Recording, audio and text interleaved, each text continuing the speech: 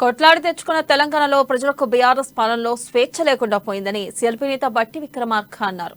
రాష్ట్రం వచ్చి 10 ఏళ్లవుతున్నా లక్ష్యాలు ఇంకా నెరవేరలేదని ఆవేదన వ్యక్తం చేశారు. ప్రత్యేక తెలంగాణ రాష్ట్ర ఉద్యమంలో నల్గొండలో జేఏసీ పెట్టుకుని నీళ్లు, నిధులు, నియామకాల కోసం పోరాటం చేశారని, బీఆర్ఎస్ వచ్చి 10 ఏళ్లవుతున్నా చుక్క నీరు తీసుకురాలేదని బట్టి మండిపడ్డారు.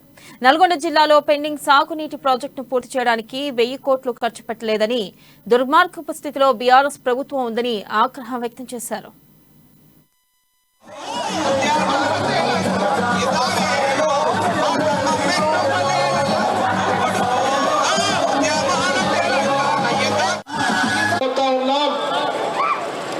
మేము అనుకున్నటువంటి ఏ ఒక్క లక్ష్యం కూడా మేము చేరుకోలేకపోయాం. దీనికి కారణం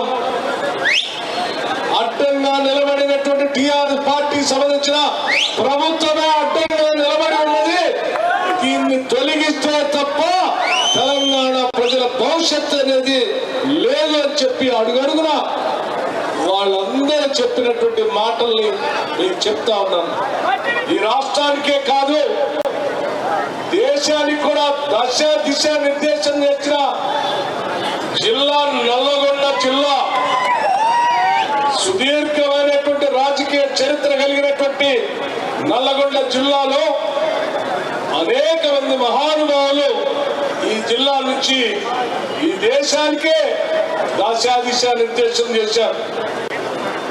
రావి నారాయణ రెడ్డి గారి దగ్గర నుంచి మొదలు పెడితే బిఎన్ రెడ్డి గారు కానీ, మల్లు స్వరాజ్యం గారు కానీ, పురుషోత్తం రెడ్డి గారు కానీ, పాల్వాయి గోవర్ధన్ రెడ్డి గారు కానీ, లేకపోతే ఈ రాష్ట్ర విభజన జరిగేంత వరకు పెద్ద ఎత్తున ఉమ్మడి రాష్ట్రంలో మంత్రులుగా పనిచేసినటువంటి ఉత్తమ్ కుమార్